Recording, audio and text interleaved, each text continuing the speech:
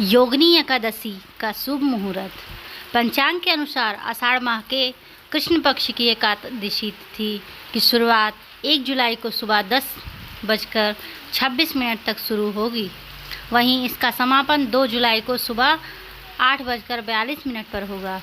ऐसे में 2 जुलाई को योगिनी एकादशी का व्रत किया जाएगा। आइए हम इसकी कथा सुनते हैं। धर्मराज युधिष्ठिर कहने लगे कि भगवान, मैंने जेठ शुक्ल एकादशी के व्रत का महात्म्य बहुत सुना है। अब कृपया आषाढ़ कृष्ण एकादशी की कथा सुनाइए। इसका नाम क्या है? महात्मा बोले, यह भी बताइए। कि श्री कृष्ण कहने लगे कि हे राजन, आषाढ़ कृष्ण एकादशी का नाम योगिनी है। इसके व्रत से समस्त पाप नष्ट हो जाते हैं और इस लोक में भोग और परलोक से मुक्ति देने वाली है। यह तीनों लोकों में प्रसिद्ध है। मैं तुमसे पुराणों में वर्णना की गई कथा के बारे में कहता हूँ, इसे ध्यान पूर्वक सुनो। स्वर्गधाम की अलकापुरी नामक नगरी में कुबेर नाम का एक राजा रहता था। वह शिव भक्त था और प्रतिदिन शिव की पूजा किया करता था।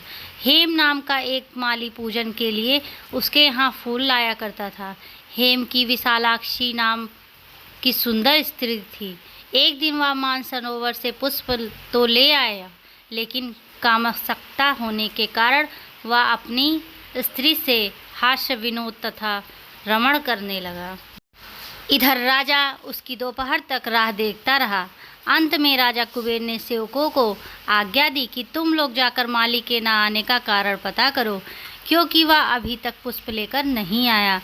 सेवकों ने कहा कि महाराज, वह पापी अतिकामी है, अपनी स्त्री के साथ हास्य विनोद और रमण कर रहा होगा। यह सुनकर कुबेर ने क्रोधित होकर उसे बुलाया। इधर राजा उसकी दोपहर तक राह देखते रहे। अंत में राजा कुबेर ने सेवकों को आज्ञा दी कि तुम लोग जाकर माली के न आने का कारण पता करो, क्योंकि अभी तक वह पुष्प लेकर नहीं आया। सेवकों ने कहा कि महाराज, वह पापी अतिकामी है, अपनी स्त्री के साथ हर्ष विनोद और रमण कर रहा होगा। यह सुनकर कुबेर ने माली को बुलाया।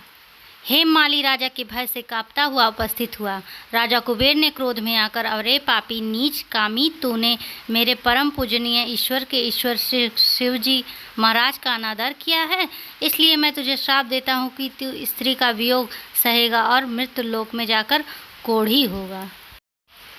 कुबेर के श्राप से हेम माली का स्वर्ग से पतन हो गया और वह उसी क्षण पृथ्वी पर गिर गया। भूतल पर आते ही उसके शरीर में श्वेत कोढ़ हो गया। उसकी स्त्री भी उसी समय अंतर्ध्यान हो गई।